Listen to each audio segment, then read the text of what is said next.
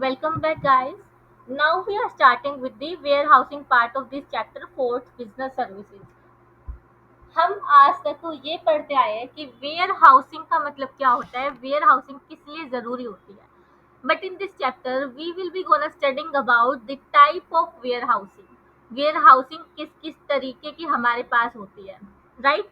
जैसे कि हम पहले सेशंस में भी देख चुके हैं कुछ प्रीवियस चैप्टर्स में, जहाँ पे हमने समझा था कि जो वेयर हाउसिंग है वो इम्पोर्टेंट है for the storage of food grains, for the storage of goods, for the storage of merchandise. क्यों? क्योंकि ऐसा हो सकता है कि मैंने एक बिजनेस पॉइंट व्यू से लेते हैं, मैं एक बिजनेसमैन हूँ, मैंने बहुत ज़्यादा ही प्रोडक्ट जो है वो मैन्युफैक्चर कर दिए, डिमांड से ज़्यादा प्रोडक्ट मैन्युफैक्चर हो गए, जितना सेल होना था वो हो चुका. अब जब नेक्स्ट सीजन आएगा तब मेरे पास वो प्रोडक्ट सेल आउट हो गए, तो तब तक के लिए मुझे कोई तो फैसिलिटी चाहिए कि मैं उसको स्टोर कर पाऊँ.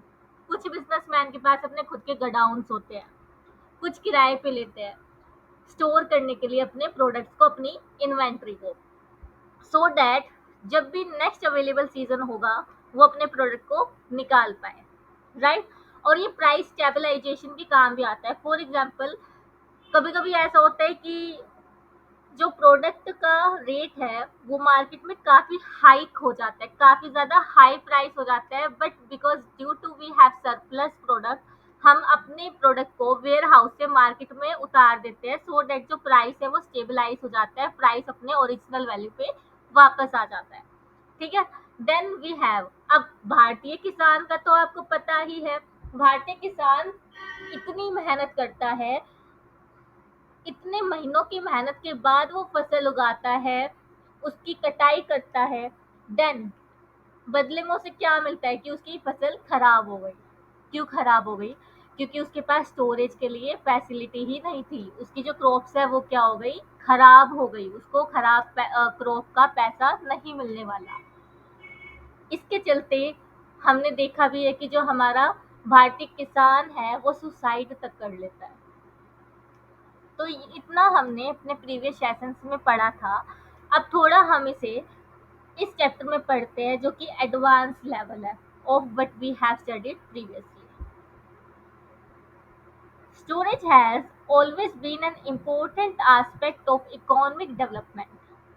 The warehouse was initially viewed as static unit for keeping and storing goods in a scientific and systematic manner so to maintain their original quality, value and usefulness. क्या बोला है?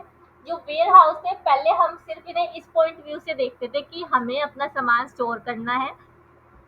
क्यों करना है? ताकि उसकी ओरिजिनल क्वालिटी, वैल्यू और usefulness बनी रहे, हम ये देखते थे. बट अब क्या होता है? The typical warehouse received merchandise, merchandise मतलब कि गुड्स, बाय रेल, ट्रक और bullock cart. The items were moved manually to the storage within the warehouse and hand filled in the stacks on the floor. यानी उनको perfectly organised वे में हम क्या करते थे, रख देते थे जमीन पर वेयर हाउस की. They are used by manufacturers. Manufacturers का जैसे मैंने एग्जांपल ही दिया कि मैंने प्रोडक्ट मैन्युफैक्चर किए थे, ठीक है. इंपोर्टर्स जो कि पोर्ट से अपने सामान मंगवाते हैं. एक्सपोर्टर्स, होलसेलर्स जो थोक की भाव में काम करते हैं, थोक की दुकान चलाते हैं. Transport business and custom etcetera in India. ये याद रखना चीज़ों को थोड़ा सा इम्पोर्टेंट है.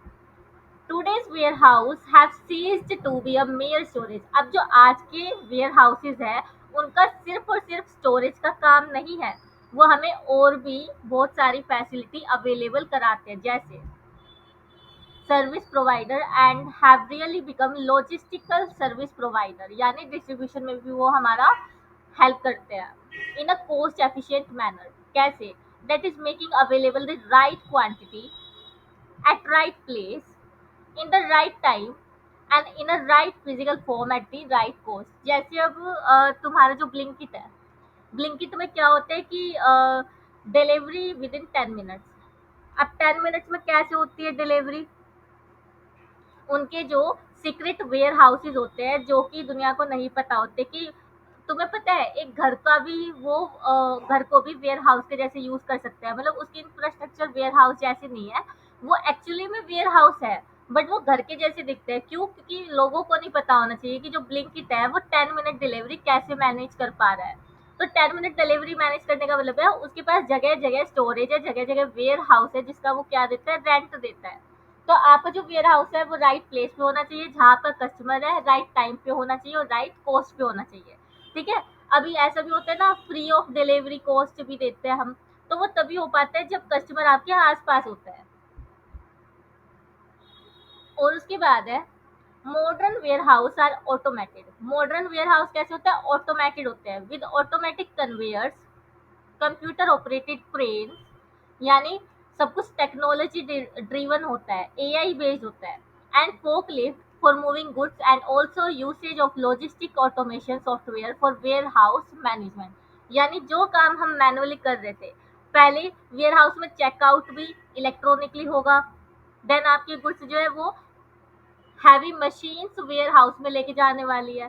Then as per the algorithm and artificial intelligence, उसकी हेल्प से हम क्या कर सकते हैं, अपने जो गुड्स है उसको टैग्स में लगा सकते हैं, शेल्फ में लगा सकते हैं, as per the availability of space. ठीक है?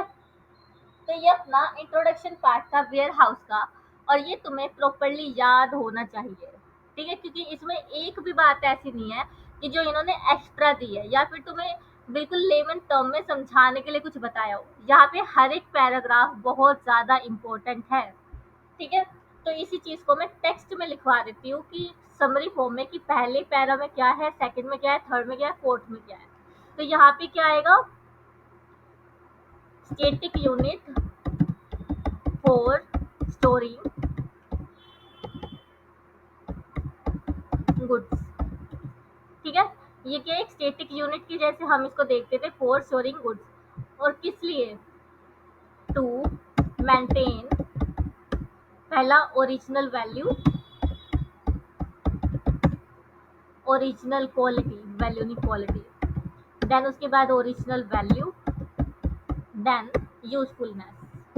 मतलब जैसे कि मैं आज उस प्रोडक्ट को यूज करने वाली हूँ, कुछ टाइम बीतेगा भी तो भी वो प्रोडक्ट वैसे ही यूज होने वाला है। ठीक है? तो ये इस पैराग्राफ में था, ये कीवर्ड तुम्हारे एग्जाम में होने चाहिए। देन उसके बाद अब यहाँ पे ये बताया कि वेयर हाउस में गुड्स कैसे रखे जाते हैं और कौन इसको यूज करता है। कैसे रखने का मतलब, merchandise bye rail, goods by rail, truck, bull cart, forklift.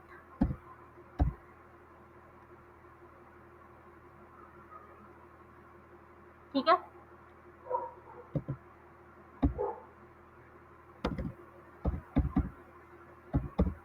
ये अपने पास कुछ एग्जाम्पल्स हो गए। एंड इसे यूज कौन कर सकता है? एग्जाम्पल के लिए एक manufacturer, then we have a businessman, transport business. जितना तुम्हें याद रह जाए उतना लिख लो, कोई जरूरी नहीं है सारा कुछ लिखने की। या फिर कस्टम डिपार्टमेंट। कस्टम डिपार्टमेंट अभी हम पढ़ने वाले हैं टाइप ऑफ वेयर हाउस में, बॉन्डेड वेयर हाउस में हम इसके बारे में चर्चा करेंगे। Custom department. ठीक है? तो ये आपके पास हो गया। देन उसके बाद टुडे सीज, यहाँ पे लिख लो एडिशनल सर्विस ऑल्सो प्रोवाइडेड। अब एडिशनल सर्विस क्या क्या है ये पैराग्राफ में तुम देख सकते हो। एडिशनल सर्विसेज लेबलिंग की भी देता है, ग्रेडिंग की भी देता है। ठीक है? उसके बाद है इस पैराग्राफ में समझाया कि ऑटोमेटिक सिस्टम।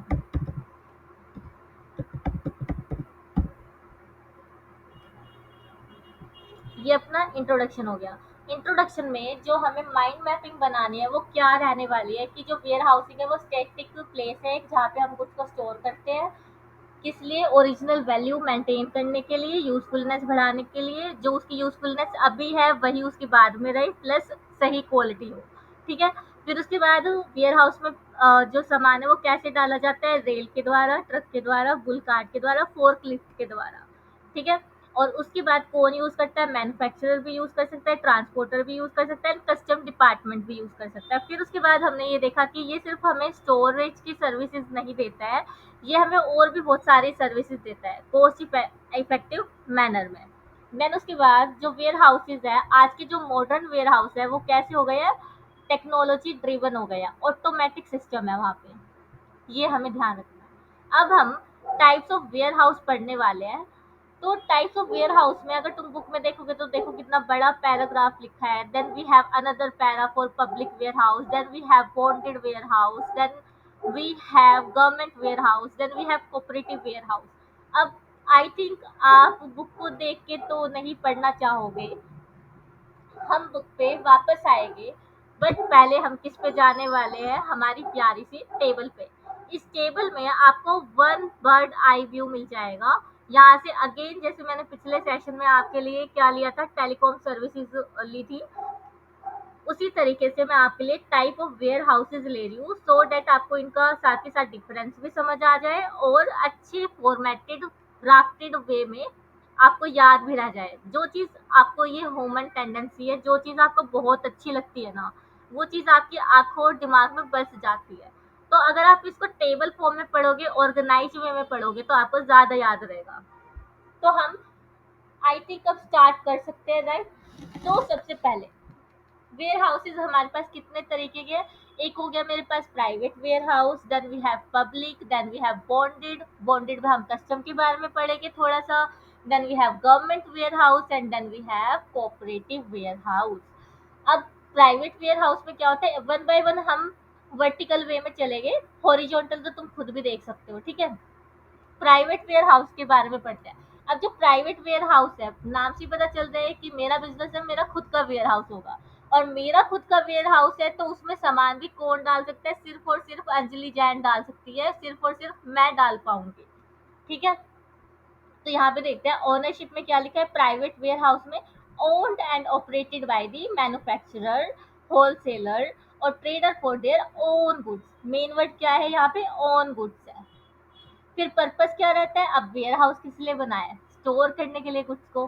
तो store goods for owners own business operation, mark करना यहाँ पे, ये बार बार क्या लिख रहा है, ओन बिजनेस ओन गुड्स, ये वर्ड आएगा तो ही आपको मार्क्स मिलेंगे। क्यों, क्योंकि हम किसकी बात कर रहे हैं, प्राइवेट वेयर हाउस की।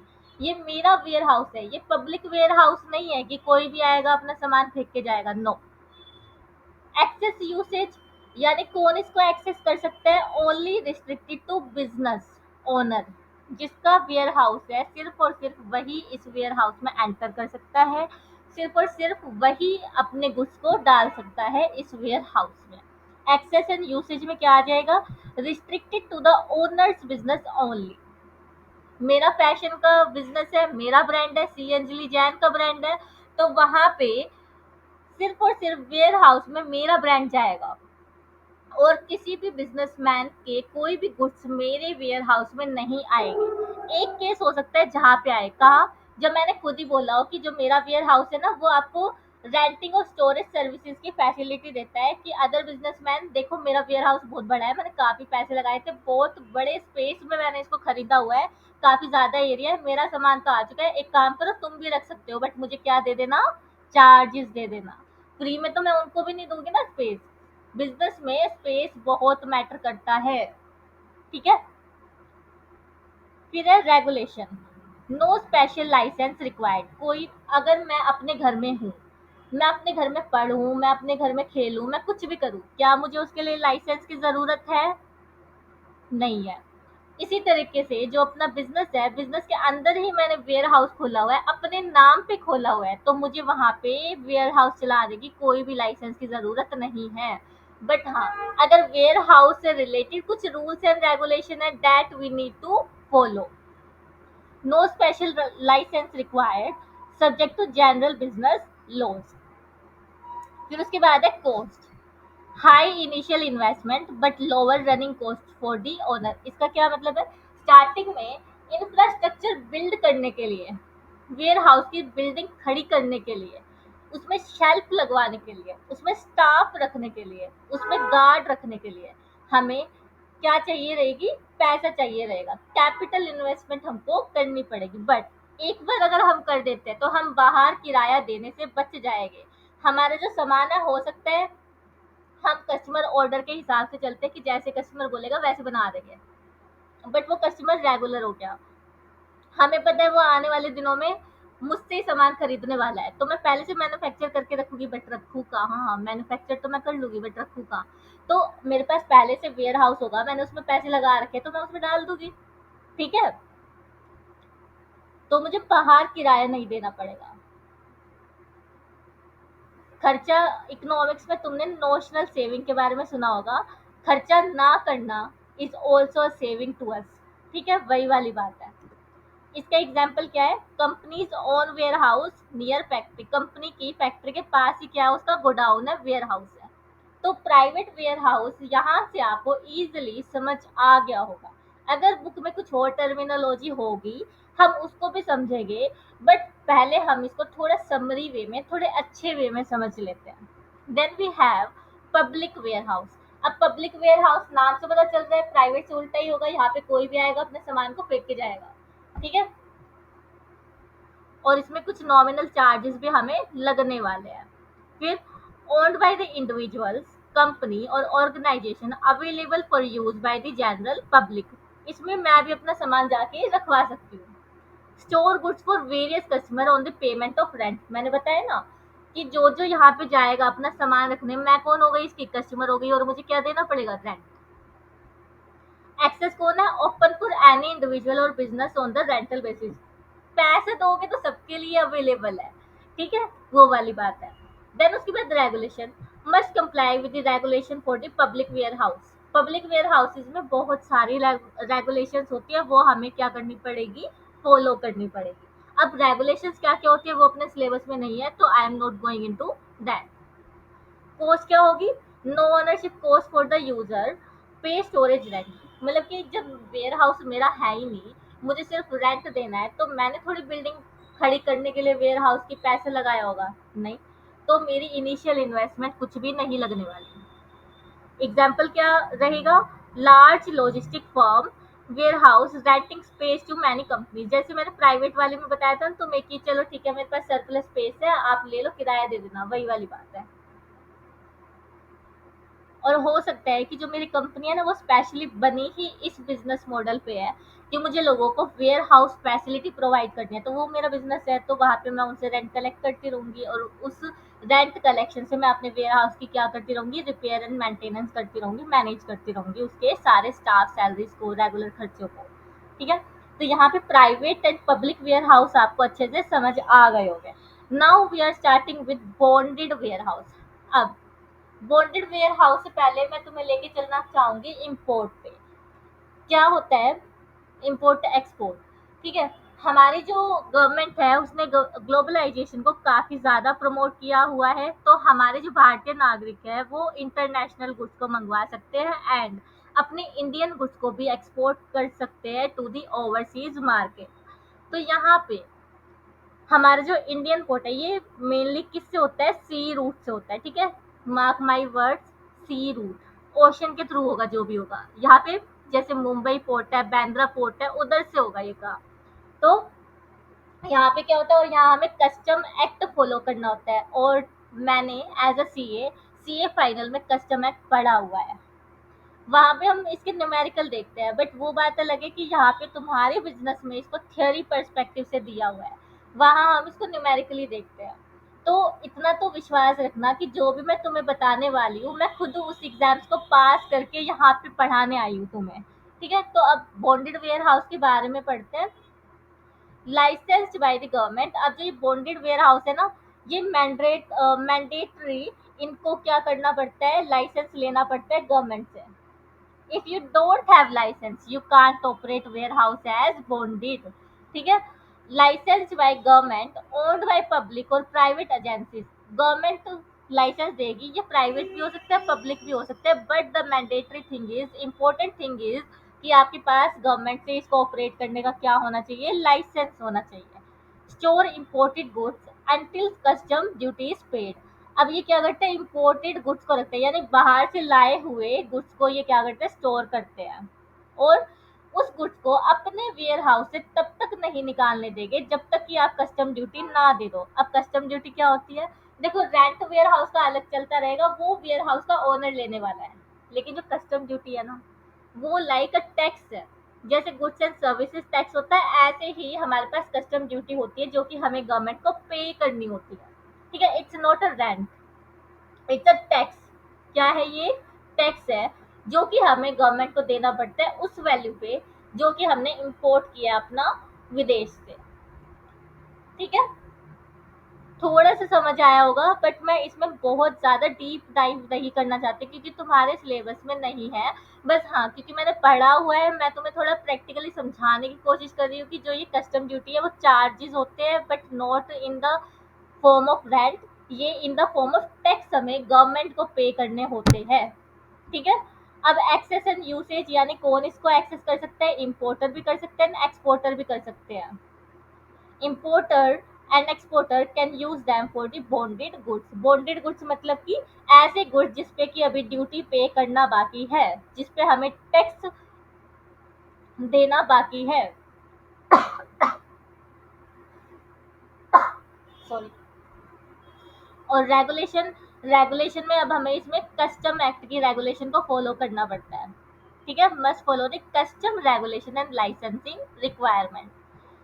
कस्टम का अपना पूरा एक्ट है, उसमें रूल्स एंड रेगुलेशन दिया हुआ है कि आपका अगर वेयर हाउस है तो आपको क्या क्या चीज़ फॉलो करनी होगी, किस इंसान के क्या क्या राइट होंगे, कस्टमर के क्या राइट होंगे, सप्लायर के क्या राइट होंगे, वेयर हाउस ओनर के क्या राइट होंगे, गवर्नमेंट के क्या राइट होंगे, ये सब इसमें हमें बताया जाता है। अब cost, user pay storage plus custom related charges. User क्या करता है? स्टोरेज और कस्टम रिलेटेड चार्जेस देता है। अब मैंने तुम्हें स्टार्टिंग में ही बताया कि जो स्टोरेज है यानी रेंट है वो अलग होता है और कस्टम चार्जेस वो अलग होते हैं। रेंट हम ओनर को पे करने वाले हैं, एंड जो कस्टम चार्जेस है, कस्टम टैक्स है एक तरीके से, वो हम किसको देने वाले हैं? गवर्नमेंट को देने वाले हैं। Example, customer warehouse at port storing imported goods until duty clearance. Duty clearance मतलब कि आपने कस्टम ड्यूटी नहीं दी अभी तक। उसके बाद अपने पास आता है government warehouse. Government warehouse में क्या है? Owned and managed by government authority. इसको कौन ओन करता है और मैनेज करता है? Government authority. यहाँ पे हमने देखा था कि जो बॉन्डेड वेयर हाउस है वो पब्लिक और प्राइवेट दोनों ही हो सकते हैं, बट जो गवर्नमेंट वेयर हाउस है, नाम से पता चल रहा है कि इसको कौन मैनेज करने वाला है? गवर्नमेंट मैनेज करने वाली है। पर्पस क्या है? स्टोर गवर्नमेंट ओन्ड गुड्स और गुड्स अंडर गवर्नमेंट स्कीम्स। जैसे डिफेंस गुड्स भी होते हैं वो भी यहाँ पे स्टोर हो सकते हैं, मिलिट्री के गुड्स। एक्सेस एंड यूसेज किसको है? Use mainly by the government department and agencies, जैसे मिलिट्री फोर्स हो गई। ठीक है, regulations controlled by government rules and policy. अब गवर्नमेंट का वेयर हाउस है तो गवर्नमेंट अपने रूल लेके आएगी। कॉस्ट क्या रहेगी? लोअर रहेगी, जनरली लोअर कॉस्ट, सब्सिडाइज इन सम केसेस। बहुत कम कॉस्ट रहेगी, और उससे भी कम हो सकती है अगर आप हमारे हमें ऐसा लगता है कि वैलिड रीजन है कि सामने वाले इंसान को हमें स्टोरेज देनी चाहिए, ये कुछ जनता के लिए करना चाह रहा है। ठीक है, फिर इसका एग्जाम्पल है food corporation of India godown. Google पे तुम इसकी पिक देखना, बड़ी अच्छी दिखेगी। फिर उसके बाद है cooperative warehouse. Cooperative warehouse, इससे पहले मैं तुम्हें लेके जाना चाहती हूँ, मैंने तुम्हें सेकंड चैप्टर में कोऑपरेटिव सोसाइटी के बारे में बताया था कि हमारे पास अलग अलग तरीके की सोसाइटी होती है, जैसे housing cooperative society, farmer cooperative society, और ये सब पढ़ा था ना हमने। तो अब यही जो कुछ हमारी कोऑपरेटिव सोसाइटी होती है, वही अब अपनी तरफ से वेयर हाउस भी बिल्ड करती है, जो अपने मेंबर से पैसे कलेक्ट करती है, वो उनको मेंबर को सर्विसेज देती है। तो ऐसा भी तो हो सकता है ना कि वो वेयर हाउस की सर्विसेज भी दे। तो वही बोला है, owned and managed and run by the cooperative society. यहाँ पे मेनली कौन होती है? फार्मर कोऑपरेटिव सोसाइटी होती है। Provide storage to member of the cooperative society at the reasonable cost. Then उसके बाद है member of the cooperative society ही इसको एक्सेस कर सकता है। मैं जिस सोसाइटी के मेंबर हूँ और उस सोसाइटी ने ही वेयर हाउस फैसिलिटी दी है, तो मैं उसी वेयर हाउस में डाल के आऊंगी, मेरे अलावा कोई भी मेरा रिश्तेदार वहां पे नहीं जा सकता स्टोरेज लेने के लिए। ठीक है, रेगुलेशन क्या है? कोऑपरेटिव सोसाइटी एक्ट इसको रेगुलेट करता है। मेन बात है, तुम्हारे जो वेयर हाउस का नाम क्या है? Cooperative society, sorry cooperative warehouse, तो इसको रेगुलेट भी कौन करने वाला है? Cooperative society act. बस बॉन्डेड वेयर हाउस में ध्यान रखना, इसको कौन रेगुलेट करता है, कस्टम एक्ट, ठीक है, क्योंकि ये सारा ही पोर्ट से रिलेटेड है। अब कोऑपरेटिव वेयर हाउस में कॉस्ट क्या रहेगी, लोअर रहेगी एंड अफोर्डेबल रेट पे रहेगी। फिर एग्जांपल है फार्मर कोऑपरेटिव स्टोरेज फैसिलिटी। यहाँ पे तुम्हें पूरा ही ओवरव्यू मिल गया होगा कि private warehouse, public warehouse, bonded warehouse, government warehouse and cooperative warehouse क्या क्या होते हैं। अब इसी चीज को वैसे तो जो स्मार्ट इंसान है वो इन्हीं पॉइंट्स को सेंटेंस में फ्रेम करके लिख के आ जाएगा, but for the sake of simply for दो स्टूडेंट जो नहीं लिख पाएंगे या फिर जिनको चाहिए कि दीदी एक बार आप ना हमें थोड़ा पढ़ा भी दो सेंटेंस को, तो हम और अच्छे से लिख पाएंगे, तो उनके लिए I am reading the book. जिन्हें समझ आ गया है वो घर पे भी कर सकते हैं बुक को रीड, बट मैं यहाँ पे कराऊंगी। तो टाइप ऑफ वेयर हाउस में सबसे पहले private warehouse. Private warehouse are operated, owned और lease by a company handling their own goods. ठीक है, मैंने बार बार बोला था ना, own goods, own management services, own business such as retail chain store और multi branded multi product company. As a general rule, an efficient warehouse is planned around a material handling system in order to encourage maximum efficiency of the product movement। यानी जहाँ पे आपका जो product है वो manufacture हो रहा है उसी के आसपास ही हम अपना वेयर हाउस बिल्ड करने वाले हैं, ताकि जो बीच का रास्ता है उसमें ट्रांसपोर्टेशन कॉस्ट मुझे ना लगानी पड़े। The benefit of private warehouse includes control. अब मेरा है तो मैं कैसे भी कंट्रोल करूँ, किसी भी टाइम उसको खोलूँ, flexibility and other benefits like improved dealer relationship. अब मुझे पता है, ठीक है, मेरे को डील करनी है, मेरे को 1000 क्वांटिटी का ऑर्डर मिला है, मैं मैन्युफैक्चर तो कर दूंगी बट अपनी मशीनों के साइड में नहीं फेंक सकती सामान को, तो मेरे को वेयर हाउस में डालना पड़ेगा और मेरे पास ऑलरेडी वेयर हाउस है, तो मुझे ये चीज़ सोचनी नहीं पड़ेगी। ठीक है, तो इससे मैं अपने कस्टमर को जल्दी से हाँ बोल सकती हूँ बल्क क्वांटिटी के लिए। देन उसके बाद है पब्लिक वेयर हाउस। इजी हो गया ना उस टेबल से पढ़ना। Public warehouse can be use for storage of goods by trader, manufacturer और any member of the public after the payment of storage fees और चार्जेस। वही रेंट की बात की है। The government regulates the operation of these warehouse by issuing license for them to private parties। License mandatory होना चाहिए। The owner of warehouse stand as an agent of the owner of the goods and is expected to take appropriate care of the goods। जो भी warehouse का owner होगा उसको हमारे goods की रक्षा करनी पड़ेगी, हमारे गुड्स के लिए उसकी आंसरेबिलिटी है कि हमारा गुड्स अगर लॉस होता है, डैमेज होता है, तो वो पे करेगा हमें हमारे लॉस के लिए। These warehouse provide other facilities also। कौन कौन सी, जैसे कि ट्रांसपोर्टेशन बाय रेल, रोड, ये देखा था ना हमने। They are responsible for safety of the goods। Small manufacturer find it convenient as they can't afford to construct their own warehouse। हमने देखा था ना कि इनिशियल इन्वेस्टमेंट चाहिए होती है प्राइवेट में, तो पब्लिक में हमें इनिशियल इन्वेस्टमेंट की जरूरत नहीं पड़ती। The other benefits include flexibility in the number of locations, no fixed costs, fix cost क्या, जो हमने इनिशियल इन्वेस्टमेंट डाली थी, and capability of offering value added services like packaging and labelling. जहाँ पे ग्रेडिंग होती है, पैकेजिंग होती है, लेबलिंग होती है, आप करा सकते हो वेयर हाउस में जाके। देन उसके बाद bonded warehouse. Bonded warehouse export import के केस में जब हमें पोर्ट से अपने गुड्स को रिसीव करना होता है, तो बॉन्डेड वेयर हाउस में क्या आएगा, bonded warehouse are licensed by government to accept imported goods prior to payment of tax and custom duty।